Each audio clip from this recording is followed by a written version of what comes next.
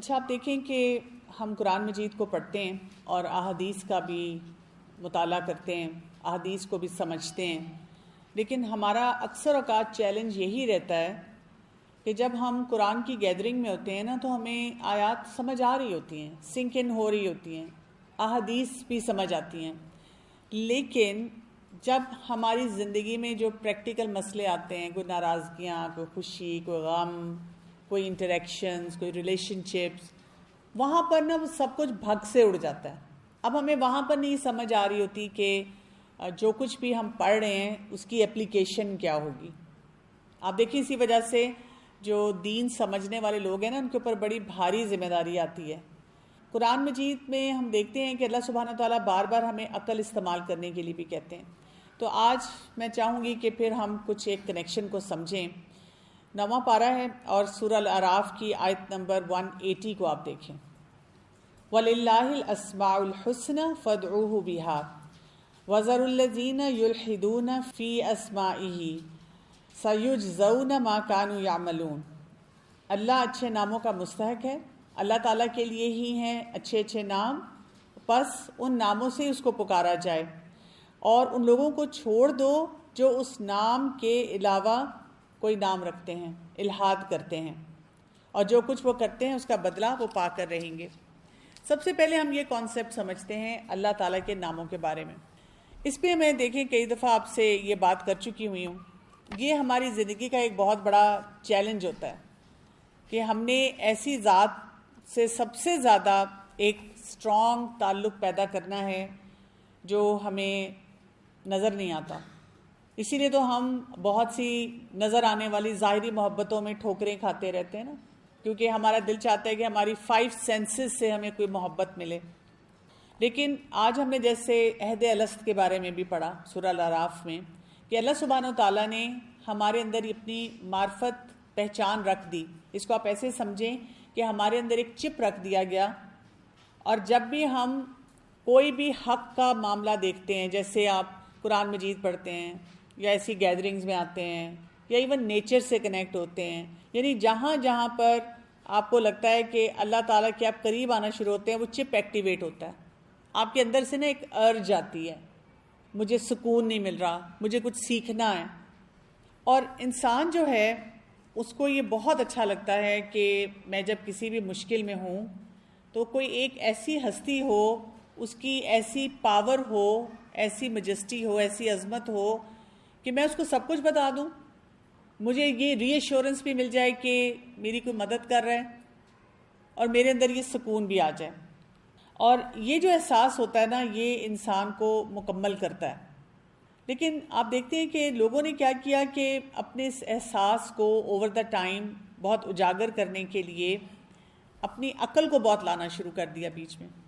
اس عقل کی وجہ سے اب ان کو ایک کوئی فزیکل شکل میں کچھ چاہیے۔ اسی لیے آپ دیکھیں بار بار انسان توحید کی طرف جاتا ہے اور وہاں سے کوئی نہ کوئی شرکیہ کام کرنا شروع کر دیتا ہے، کیونکہ وہ اپنی سینسز کو لانا شروع کر دیتا ہے نا بیچ میں۔ حالانکہ آپ دیکھیں کہ لاجیکلی بھی ہم یہ نہیں کرتے کہ اگر کوئی ایجاد دیکھیں تو ہم کہتے ہیں میں اس ایجاد کو نہیں مانتی جب تک کہ میں اس کے موجد کو نہ دیکھ لوں، اس کو کس نے بنایا، کس نے ڈسکور کیا۔ کسی بلڈنگ کو دیکھتے ہیں تو ہم دیکھ کے تعریف کر دیتے ہیں، ہم کہتے ہیں بھئی لگتا ہے آرکیٹیکٹ بہت اچھا ہے، بہت کمپیٹنٹ ہے۔ یہ نہیں کہتے کہ نہیں، جب تک آرکیٹیکٹ ہمارے سامنے نہیں آئے گا ہم اس کو نہیں مانیں گے۔ لیکن اللہ سبحانہ و تعالیٰ کے لیے جب بھی ہم سوچتے ہیں، ہم کہتے ہیں کہ ہمیں کوئی بہت ہی کچھ ایسے طریقے سے ہمیں یقین آ جائے کہ یہ اللہ تعالیٰ کی ذات کیسی ہے۔ اور اسی آیت میں اللہ سبحانہ و تعالیٰ ہمیں اسی کانسیپٹ کی طرف لے کر آ رہے ہیں۔ ہم اللہ تعالیٰ کی عظمت کو پہچانیں، اس کی حقیقی معرفت کو حاصل کریں، اور یہ صرف ایک ہی طریقے سے ہوتی ہے۔ ایک تو ہم آپ کو کہتے ہیں نا کہ قرآن مجید سے آپ کا کنیکشن جتنا اسٹرانگ ہوگا آپ کو اللہ تعالیٰ کی معرفت حاصل ہوگی، you will get to know Allah سبحانہ و تعالیٰ۔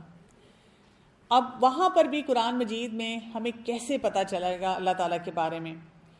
ہمیں اس طرح سے پتہ چلے گا جب ہم اللہ تعالیٰ کی صفات کو دیکھیں گے، جو اللہ تعالیٰ کے صفاتی نام ہیں وہ پڑھیں گے، اس کے ذریعے جانیں گے۔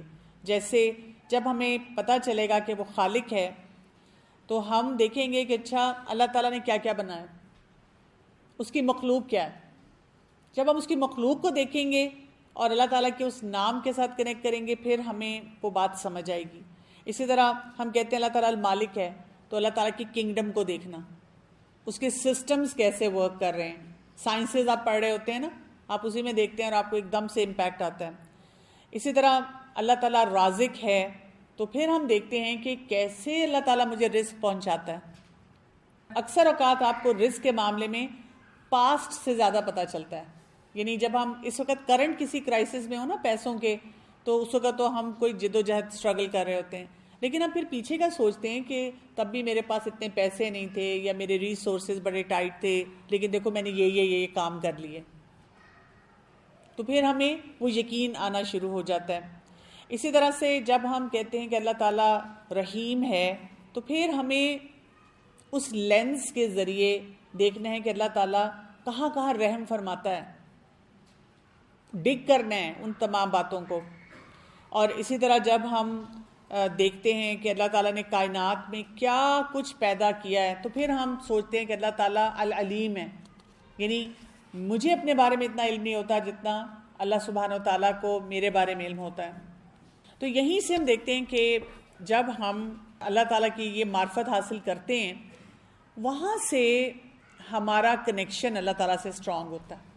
اور اس آیت کو ہم تھوڑا سا مزید اس طرح سے سمجھیں گے. ہمیں یہ بتایا جا رہا ہے اس آیت میں کہ اللہ تعالیٰ کے جو نام صفاتی ہیں، جو کوالٹیز ہیں اللہ تعالیٰ کی، جن کو ہم کیا کہتے ہیں، اسماء الحسنہ، کہ اللہ تعالیٰ کے صفاتی نام، ہم ان کو جاننے کی کوشش کریں. ان کے بارے میں حدیث میں رسول اللہ صلی اللہ علیہ وسلم نے یہ فرمایا تھا کہ اللہ تعالیٰ کے جو صفاتی نام ہیں، ہم جب ٹرانسلیشن پڑھتے ہیں تو یہ کہا جاتا ہے کہ ان کو شمار کیا جائے، ان کو یاد کیا جائے. جو ان کو یاد کرے گا وہ جنت میں داخل ہوگا. لیکن وہاں پر جو عربک ٹیکسٹ میں ورڈ آتا ہے اس کو ہم کہتے ہیں احصاہا، جس نے ان کا احاطہ کیا، جس نے ان کے اوپر غور و فکر کیا.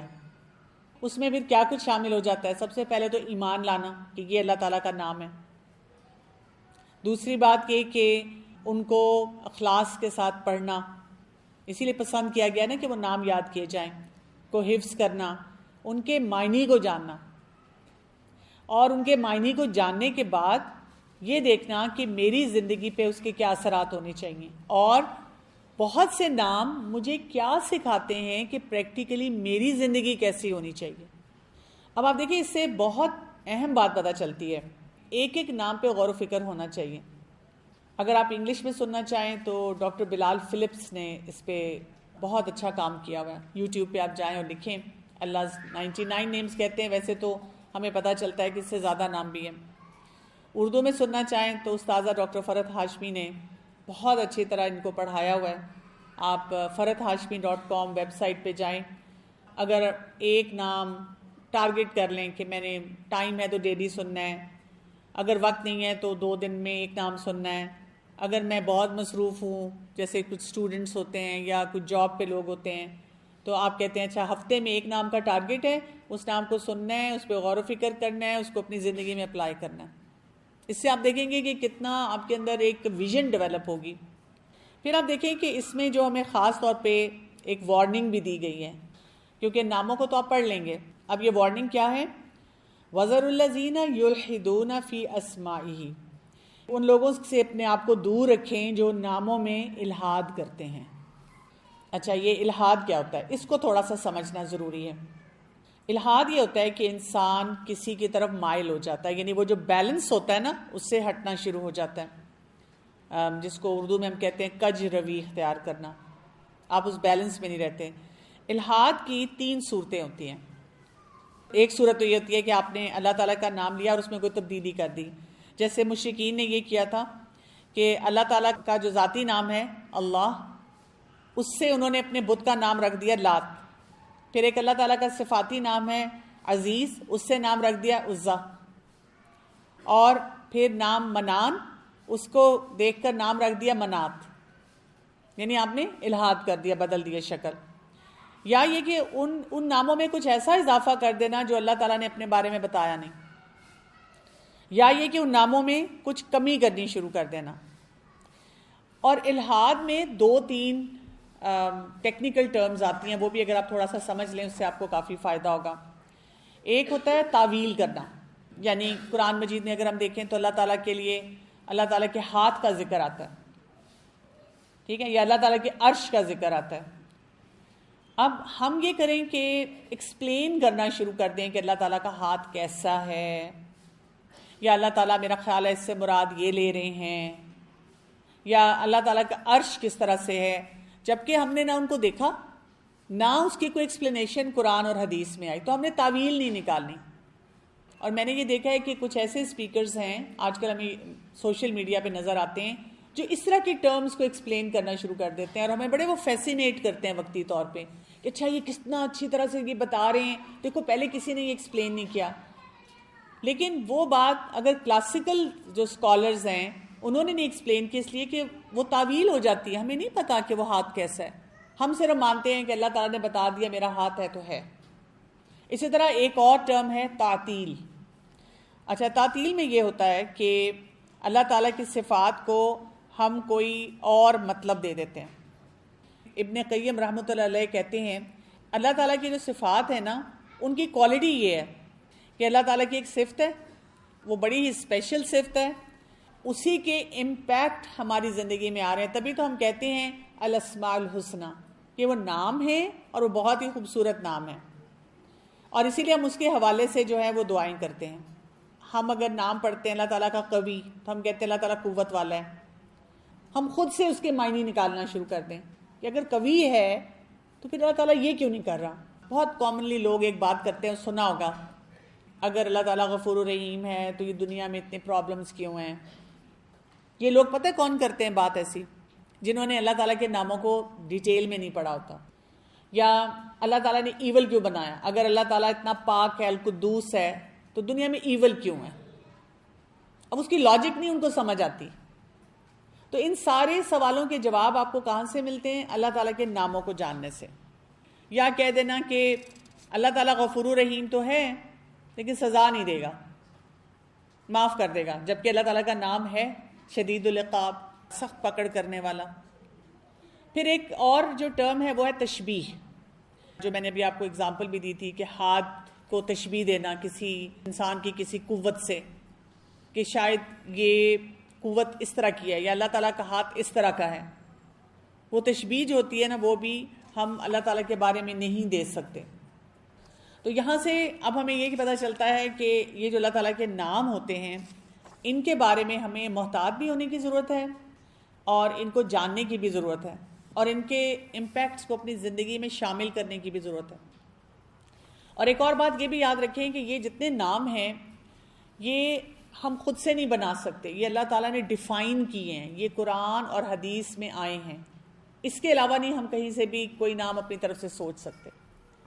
اب اگر ہم تھوڑا سا یہ دیکھ لیں کہ اللہ تعالیٰ کے نام ہیں، اب جس کو یہ نام پتہ ہوں گے نا، تو آج کے پارے سے ہی میں کچھ ایگزامپلز آپ کو دیتی ہوں۔ جیسے 9 پارے میں سورہ الاعراف کانسیپٹ آیا ہے ورس نمبر 150 میں، اعجلتم، جلد بازی کا، امپلسو ہونے کا۔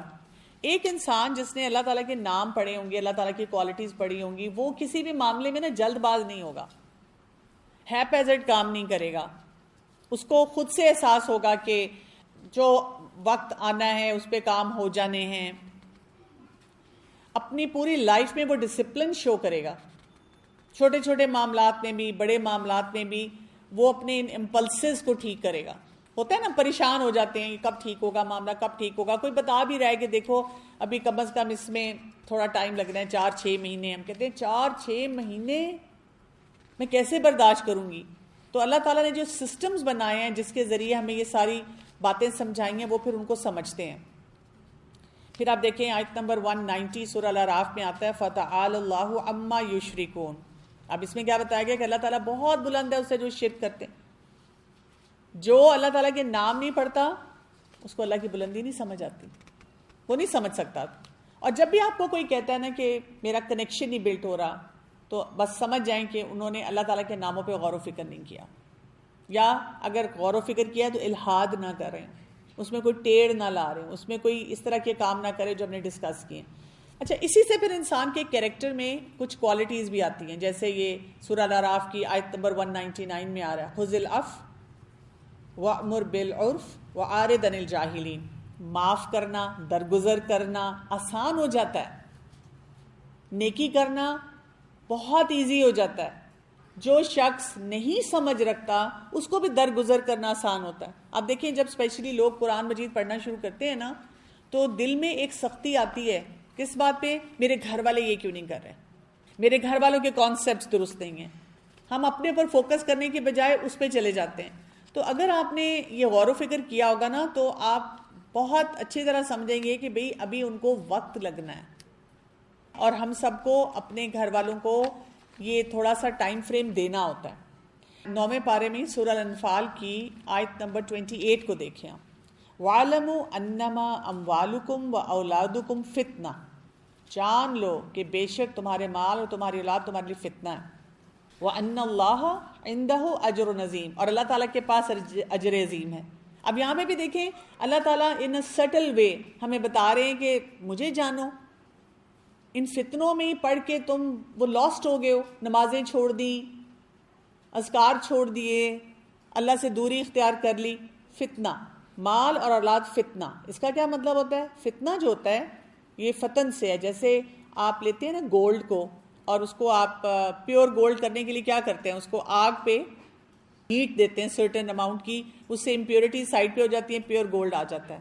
ٹیسٹ ہیں یہ، ٹیسٹ اس زندگی کے ٹیسٹ ہیں، امتحان ہیں. مال بھی امتحان ہے، اولاد بھی امتحان ہے. تو اولاد کے امتحان پہ میں تھوڑی سی بات یہاں پہ کر لیتی ہوں. اولاد ہمارے لیے امتحان جو بنتی ہے اس میں ہماری کچھ غلطیاں بھی ہوتی ہیں، ان کو بھی جاننا بہت ضروری ہے. اس کو ہم کہتے ہیں بروٹل پیرنٹنگ مسٹیکس. اس سے اپنے آپ کو بچانا ہے. کوئکلی بتاتی ہوں. ایک غلطی یہ ہوتی ہے کہ بچوں کے فرینڈز بن جانا. مجھے جب بھی کوئی والدین کہتے ہیں نا کہ ہمارا بہت اچھا ریلیشن شپ ہے، we are just like friends, تو میں کہتی ہوں یا اللہ خیر، یہ تربیت کیسے کر رہے ہوں گے؟ اگر آپ کے بچے آپ سے بہت خوش ہیں تو سمجھ جائیں کچھ گڑبڑ ہے. کیونکہ ظاہر آپ جب تربیت کر رہے ہیں، روک ٹوک کر رہے ہیں، تو بچے کو تھوڑا سا ناراض ہونا چاہیے نا آپ سے کہ آپ مجھے اجازت نہیں دیتی، آپ مجھے یہ نہیں کرنے دیتے. تو جب بھی کوئی ینگسٹر مجھے آ کے یہ بتاتا ہے نارمل باتیں کہ میرے والدین بڑے اسٹرکٹ ہیں، تو میں سوچتی ہوں اچھا اس کا مطلب ہے وہ اس ٹیسٹ کو سمجھ رہے ہیں. اسی طرح سے یہ کہہ دینا بیٹا یہ سب کچھ تمہارا ہے، جو کچھ میرا ہے. بچہ کہے گا بھائی مجھے کام کرنے کی کیا ضرورت ہے، پڑھنے کی کیا ضرورت ہے، سب کچھ اماں ابا سے مل ہی جانا ہے. تو ہم کہتے ہیں نہیں بیٹا، یہ جو میں نے محنت سے کمایا یہ میرا ہے، جو آپ محنت سے کرو گے وہ آپ کا ہوگا. ہاں جو میری ذمہ داری اللہ تعالیٰ نے مجھ پہ ڈالی ہے بس میں نے وہ پوری کرنی ہے. اسی طرح سے بچوں کو پرووک کرتے رہنا، بات بات پہ چوبے لگاتے رہنا، ٹانٹس کرتے رہنا. ہم اپنی فرسٹریشن بچوں پہ اتارتے ہیں. تو وہی بات ہے جس نے پڑھا ہوگا اللہ کے ناموں کو، سمجھا ہوگا، زندگی میں اپنے ٹھہراؤ لے کر آیا ہوگا، اس کے اندر سکون ہوگا، پیس ہوگا، وہ اپنی فرسٹریشن نہیں بچوں پہ اتارے گا، ان کی تربیت کرے گا، اس ٹیسٹ کو بھی سمجھے گا. اور کچھ والدین کیا کرتے ہیں، بچے کی ہر غلط بات پہ بھی پردے ڈالنا شروع کر دیتے ہیں. تو اس معاملے میں جس کو ہم کہتے ہیں انیبلنگ کرنا، یہ بھی نہیں کرنا چاہیے. اب آپ دیکھیں کس طرح سے ایک مین بڑے کانسیپٹ کو سمجھنا ہماری زندگی میں ہر جگہ ہمیں فائدہ دے رہا ہوتا. تو صرف یہ نہ کیا کریں بس میں نے پڑھ لی اللہ تعالیٰ کے نام یاد کر لیے، انجوائے کر لیا، ان کو سمجھ لیا. ساتھ ساتھ سوچا کریں how does this apply to my life. میرا جو اس وقت کرنٹ ایشو ہے، پہلے کا تھا، آگے کا تھا، میں ان میں کیسے اپنے آپ کو یہ بہتر بناؤں. کوئکلی ایک کویسچن آیا تھا لاسٹ ٹائم، وہ بھی بتا دیتی ہوں. اس میں وہ کہہ رہی ہیں کہ ہم نے شعیب علیہ السلام کی قوم کی خواہشات کے بارے میں پڑھا. تو میرا سوال یہ ہے کہ آج کے دور میں ہم دیکھیں تو خواہشات میں سوشل میڈیا آتا ہے. اب اگر ایک فرد ہر روز بہت گڑ گڑا کر معافی بھی مانگے، سوشل میڈیا کے استعمال میں بیبی سٹیپس بھی لے، اس عادت کو چھوڑنے کے لیے معلوم بھی ہو کہ آج کل کے ڈرامے ہرگز دیکھنے کے قابل نہیں، گھن بھی آئے، دعا بھی مانگے لیکن یہ عادت نہ چھوٹے، تو کیا کریں؟ اب عادت چھوڑنے کے لیے ہمیں کیا کرنا ہوتا ہے؟ جیسے دیکھیں جب ہم کوئی بھی بیہیویئر ہوتا ہے ہم کہتے ہیں اچھا میں نے بہت توبہ استغفار کر لی اور پھر بھی یہ ٹھیک نہیں ہو رہا.